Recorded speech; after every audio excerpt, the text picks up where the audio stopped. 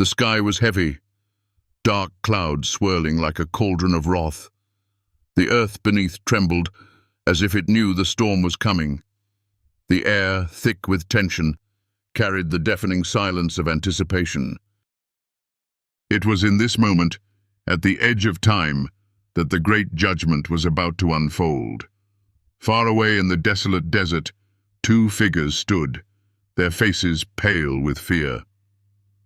Once mighty watchers, Azazel and Semjaza, trembled like cornered animals. The heavens themselves had turned against them, and now their time had come. These were the very beings who, entrusted with the care of humanity, had instead led it astray. They had defiled the earth with their forbidden knowledge, descending to teach mankind secrets meant to remain hidden. They had given humanity the knowledge of warfare, seduction, and even witchcraft, altering the course of creation forever. Now the earth itself cried out for justice, and the Lord's wrath was at hand. Azazel, with his once proud figure now trembling, glanced nervously at Semjaza. The same thought ran through their minds. There was no escape. Michael and Raphael, the two most powerful archangels, were coming to cast their judgment upon them. As they stood there, helpless in their fate, a blinding light pierced the thick darkness. From that light, two figures emerged, radiant, terrifying. Michael, the mighty warrior archangel, stood tall, his armor gleaming like the sun itself, his sword glowing with divine fire. Beside him was Raphael, the healer, whose calm presence bore an authority that sent chills down their spines. Azazel, Semjaza, Michael's voice boomed like thunder. Your time has come. The Lord has spoken, and your judgment is at hand. It was in this moment, the moment of reckoning, that the great battle between good and evil, light and darkness, would unfold once again. The watchers would learn that no matter how far they had fallen, the Lord's justice was inevitable. And the earth, once so corrupted, would be healed, though the scars of their sins would remain forever. The stage was set for the final confrontation. Azazel and Semjaza, once noble beings entrusted with a divine purpose, had fallen from grace. In the beginning, they were the Watchers, beings of light sent to observe and protect humanity. Their role was clear, to guide mankind, offering wisdom and protection as they grew. But the power of their knowledge, the allure of the unknown, began to corrupt them. They saw the beauty in humanity, and in that beauty, they saw an opportunity to share forbidden knowledge. They descended from the heavens, choosing to walk among men, teaching them secrets meant only for the divine. They introduced humanity to things that were never meant to be understood: warfare, weapons of destruction, and secrets of seduction. Women were taught how to enhance their beauty, how to captivate, and men were shown how to wage war. The very fabric of creation began to fray as mankind's desires and sins grew. The earth trembled as the Watchers defiled it. But they did not care. Their arrogance blinded them to the consequences of their actions. They believed themselves above reproach, untouchable, invincible. In their defiance, Azazel and Semjaza justified their actions with words of love. They claimed that they were giving humanity the tools for greatness, that they were helping the people evolve and learn. But they had crossed a line. They had taken human wives, corrupted the sacred bond between heaven and earth, and shared knowledge that would only lead to chaos and destruction. The earth itself, in all its innocence, cried out for justice. It was not the knowledge that had corrupted humanity, but the misuse of that knowledge. Azazel and Semjaza had become symbols of what happens when divine power is misused, when humanity is led astray by those meant to guide them. The Watchers now found themselves trapped in a world of their own making, What they had sown would grow into a harvest of judgment. Their very existence, once revered, had turned into a nightmare of fear and regret. The earth had begun to turn against them, and there was no escape from the consequences of their actions. As the weight of their betrayal settled in, they realized the truth. They had defied the will of God, and now they would face His wrath. It was at this moment, when they stood at the edge of their own destruction, that the ground beneath them began to shake. The air grew thick with divine power, and a blinding light pierced the darkness. They knew it was the end. They could feel the presence of something far greater than themselves, something they could not fight, could not hide from. The archangels were coming, and then through the blinding light they appeared. Michael, the mighty warrior archangel, and Raphael, the gentle but powerful healer. The sight of them was enough to send a wave of terror through the watchers. Michael, tall and imposing, stood with his sword gleaming in the light, his armor reflecting the divine glory. Raphael, calm and serene, exuded an authority that was both comforting and terrifying. Together they represented the will of the Lord, a will that could not be denied. Michael's voice boomed through the still air like thunder rolling across the sky. "Azazel, Semjaza," he said, his tone unwavering, "your time has come. The Lord has spoken, and your judgment is at hand." The words hit Azazel and Semjaza like a hammer. They had long feared this moment, but nothing could prepare them for the reality of it. They had betrayed the very purpose they were created for, and now they would face the consequences. Azazel fell to his knees, his pride shattered.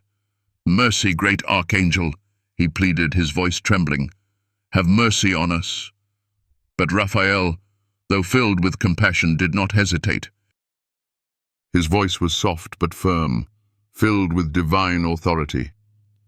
"There is no mercy for those who have corrupted the earth and led mankind astray. Your sins are too great to be forgiven." Azazel's heart sank as he realized the gravity of his actions. The love he had once claimed to have for humanity now seemed like a mere justification for his own desire for power. Semjaza, too, though terrified, stood his ground for a moment.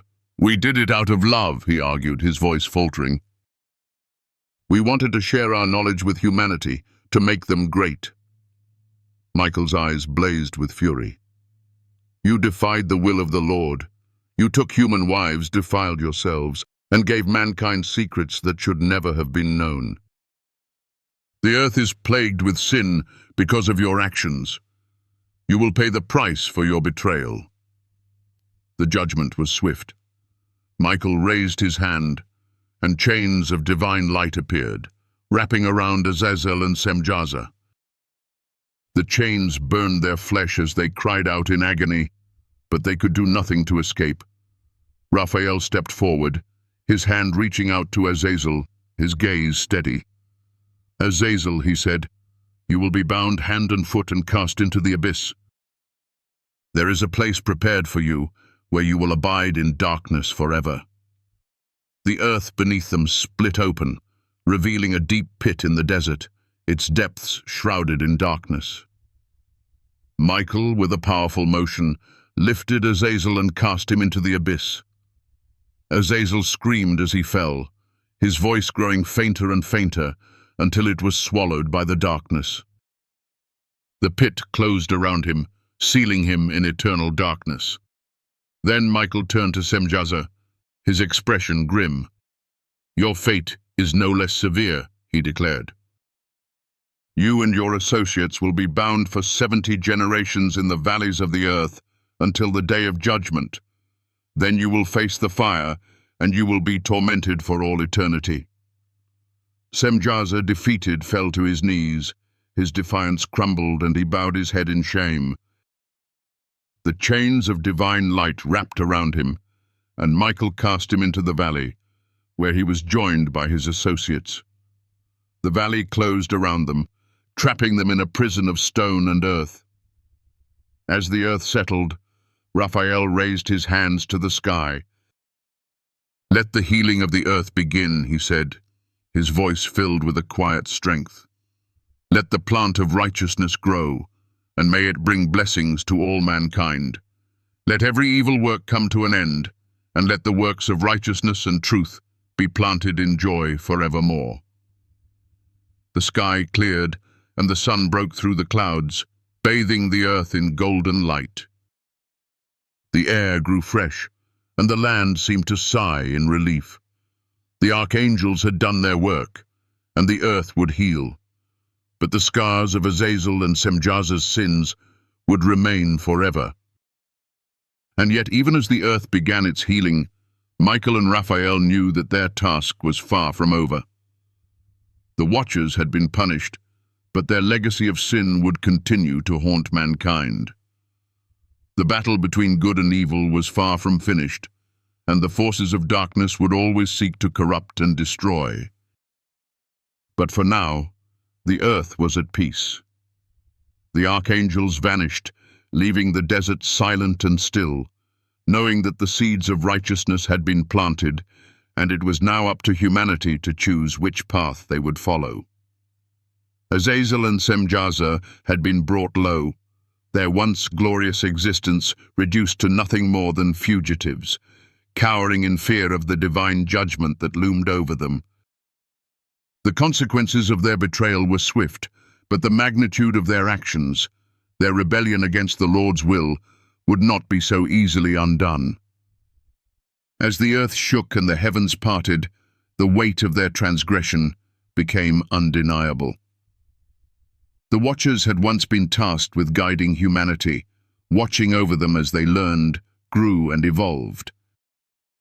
But Azazel and Semjaza, intoxicated by their own power and arrogance, had descended to earth, abandoning their sacred duty. They had taken human wives, defiled the laws of heaven, and shared forbidden knowledge, secrets of warfare, seduction, and sorcery that would forever change the course of humanity. Their actions led to the birth of the Nephilim, a race of giants whose insatiable hunger caused chaos and destruction, consuming the very resources of mankind. Now, as they stood on the precipice of their judgment, the Watchers could feel the weight of their sins pressing down upon them. Azazel's once proud figure trembled as he realized the depths of his fall. Semjaza, though still standing, could not hide the terror that gripped him. They had known that their time would come, but nothing could have prepared them for the wrath of the archangels. And then, as if to mark the moment of reckoning, the heavens split open, and from the light emerged two figures, Michael and Raphael. Michael, the warrior archangel, stood tall and commanding, his presence as overwhelming as a storm. His armor glowed with the brilliance of the sun, his sword a blade forged in the fires of heaven. Raphael, the healer, stood beside him, his serene yet powerful aura filling the space between them. The contrast between the two archangels was striking, Michael's fiery strength and Raphael's calming authority, both shining with the light of divine justice. The Watchers, once gods among men, now found themselves before the very beings they had defied. Michael's voice rang out like thunder, carrying the weight of the divine decree. "Azazel, Semjaza," he called, "your time has come. The Lord has spoken, and your judgment is at hand." Azazel's heart sank as the words echoed in his ears. The time of mercy had passed, and now there was only judgment. He fell to his knees, his once unshakable pride shattered, and begged, "Mercy, great archangel. Have mercy on us." But Raphael, though filled with compassion, did not hesitate. His voice was gentle yet firm. "There is no mercy for those who have corrupted the earth and led mankind astray," he said. "Your sins are too great to be forgiven." Semjaza, though terrified, still tried to justify his actions. "We did it out of love," he said, his voice trembling. "We only sought to share our knowledge with humanity." Michael's eyes blazed with the fury of divine wrath. "You defied the will of the Lord," he declared. "You took human wives, defiled yourselves, and taught mankind secrets that were never meant to be known. Because of you, the earth is plagued with sin and suffering. You must pay the price for your transgressions." Azazel and Semjaza knew deep down that there was no escape. The gravity of their actions had led them to this point. There was no pleading, no negotiation. The Lord's judgment had been passed. The punishment was swift and unyielding. Michael raised his hand, and chains of divine light appeared, wrapping around the two fallen watchers. The chains burned as they made contact with their skin, and they cried out in agony, unable to break free. It was a divine binding, one that held them fast, trapping them in the consequences of their own making. Raphael stepped forward, placing his hand upon Azazel's forehead. "Azazel," he said softly, "you will be bound hand and foot and cast into the abyss, a place prepared for you in the desert of Dudal. There you will remain in darkness, your face covered so that you may never see the light again. On the day of great judgment, you will be cast into the fire." Azazel's face twisted in terror as the reality of his fate set in. "No, please," he whispered, his voice barely audible. But Michael did not hesitate. With a single motion, he lifted Azazel and cast him into the pit. The watcher's scream echoed through the air, growing fainter and fainter until it was swallowed by the abyss. The earth shook as the pit closed, sealing Azazel's fate in eternal darkness. Michael then turned to Semjaza, whose defiance had crumbled. Semjaza, too, had seen the truth in his judgment, and he bowed his head in shame. "You, Semjaza, will share the same fate," Michael declared. "You will be bound with your associates and cast into the valleys of the earth, where you will remain for 70 generations. Then you will be led to the abyss of fire, where you will face eternal torment." With a single wave of his hand, Michael opened a deep valley in the earth, revealing a prison of stone and earth. Semjaza was cast into the valley, where he and his associates would remain, their punishment stretching across generations, a reminder of the consequences of defying the divine will. The valley closed around them, trapping them in a prison of rock and earth, their cries silenced by the weight of the earth itself. As the earth settled, Raphael raised his hands to the sky, his voice filled with a quiet authority. "Let the healing of the earth begin," he said. "Let the plant of righteousness grow, and may it bring blessings to all mankind. Let every evil work come to an end, and let the works of righteousness and truth be planted in joy forevermore." The sky cleared, and the sun broke through the clouds, bathing the earth in golden light. The air grew fresh, and the land seemed to breathe a sigh of relief. The archangels had done their work, and the earth would heal. But the scars of Azazel and Semjaza's sins would remain forever, etched into the fabric of creation. The judgment had been passed, and the consequences of defying the divine will had been made clear. But even as the earth healed, the archangels knew that their work was not done. The forces of darkness would always seek to corrupt and destroy, and the battle between good and evil was far from over. But for now, peace reigned. The archangels vanished, leaving behind a world that had been cleansed of its corruption, a world that would now begin the slow process of healing. The Watchers had been punished, but the lessons of their fall would endure, a warning to all who would defy the will of the Lord. As the earth settled into a calm, golden light after the judgment, the archangels stood together in silence, their task complete. The desert was still, the echoes of Azazel and Semjaza's cries fading into the distance. The punishment of the fallen Watchers was severe, but the earth itself had begun to heal. The work of righteousness had started, and the seeds of truth had been planted. Yet even in this moment of peace, the archangels knew that the legacy of the Watcher's sin would not disappear so easily. Azazel and Semjaza had been cast into the darkness, their physical bodies bound for eternity, but their influence would linger long after their departure.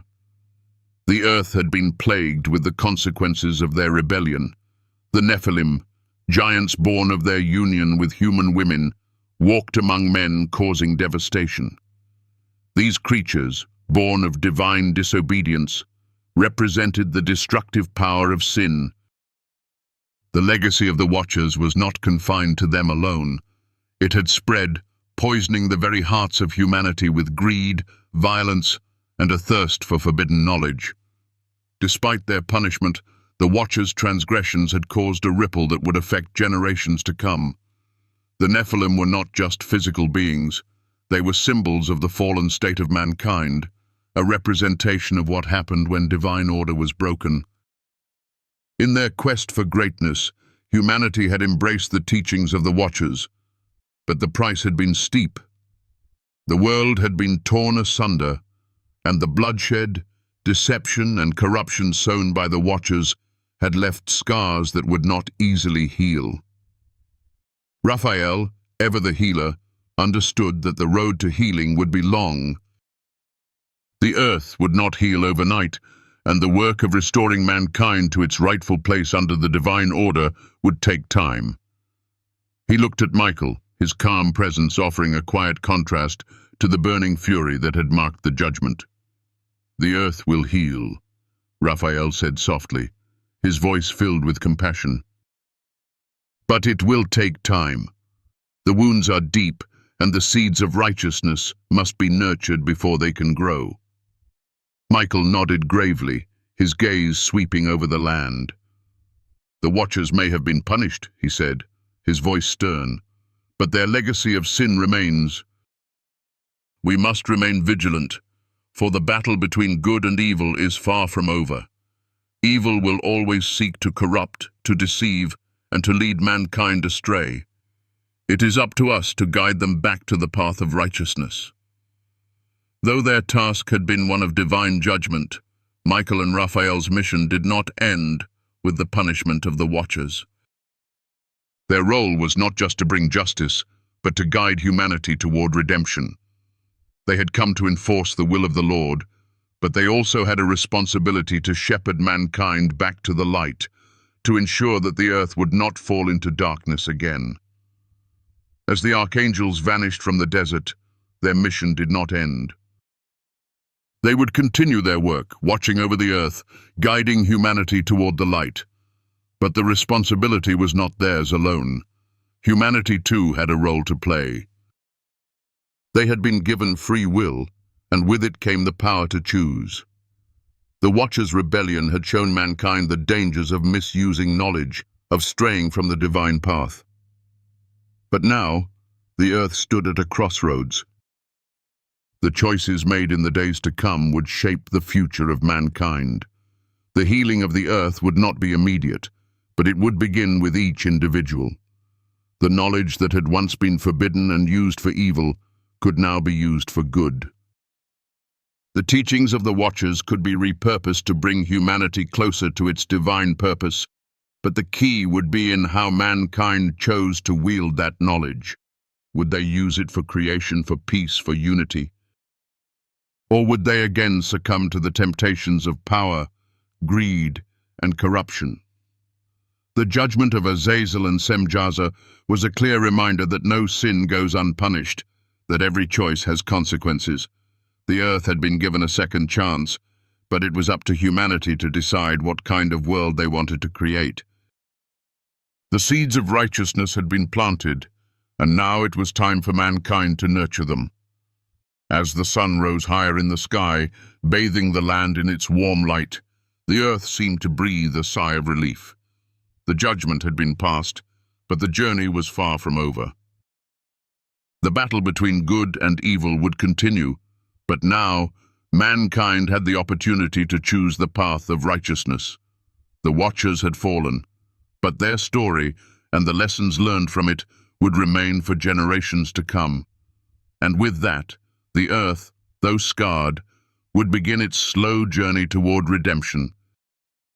As the final echoes of Azazel and Semjaza's judgment faded into the vastness of the desert, the earth lay still, breathing deeply, as if it had been relieved of a great burden.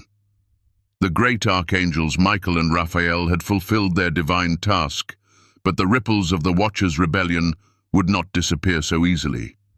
Though they were bound and cast into the abyss, the legacy of their actions would forever echo in the fabric of humanity's history.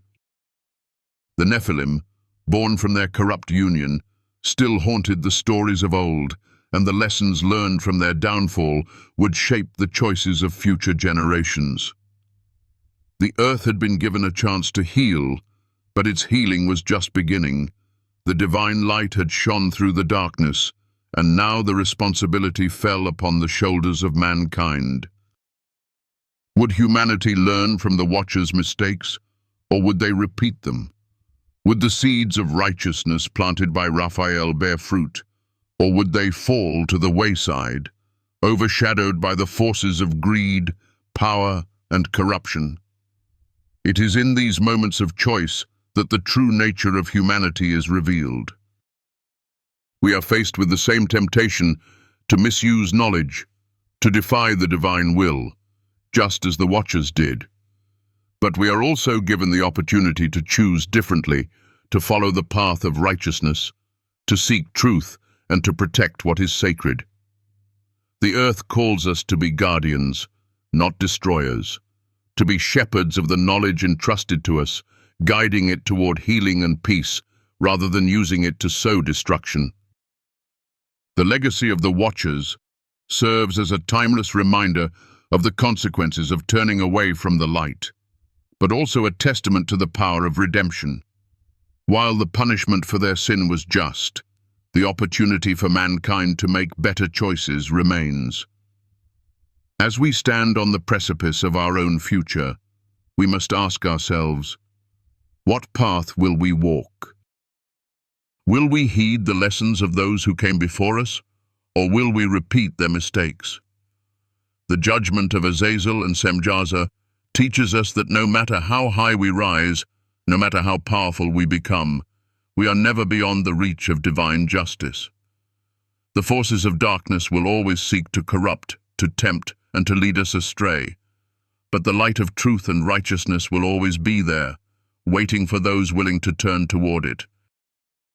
We may stumble, we may fall, but the opportunity to rise again, to heal, and to walk the path of righteousness is always within our reach. And so, as the earth heals and the seeds of righteousness take root, let us remember the story of the Watchers and the lessons it holds. Let it serve as a guide, a warning, and a call to action. We are the stewards of this world, and the choices we make will determine the future not just for ourselves, but for all of humanity. As we reflect on the fate of Azazel and Semjaza, let us remember that our actions have consequences. What we choose today shapes the world of tomorrow. If you found this story insightful, thought-provoking, or even just a little bit unsettling, I encourage you to give this video a like and share it with those who might benefit from it. There are many more mysteries and lessons hidden within the pages of the Bible, waiting to be uncovered. And if you want to join us on this journey of discovery, exploring the mysteries of the Bible, the secrets of the ancient world, and the battle between good and evil, don't forget to subscribe to the channel. By subscribing, you'll never miss a new video where we dive deep into stories that have shaped history and continue to shape our understanding of the world around us. Together, we'll uncover the hidden truths, explore the stories of the Bible, and seek to understand the deeper meanings behind the events that have defined humanity's spiritual journey. So, if you're ready to embark on this journey with us, make sure to hit the subscribe button and ring the bell so you can stay updated on all our latest content. As we close today's video, remember, the battle between good and evil is not just a story from the past, but a battle that continues to this day. The Watcher's fate was sealed long ago, but our future is still being written. Let's choose wisely, let's choose righteousness, and let's walk in the light together. Thank you for watching, and I'll see you in the next video.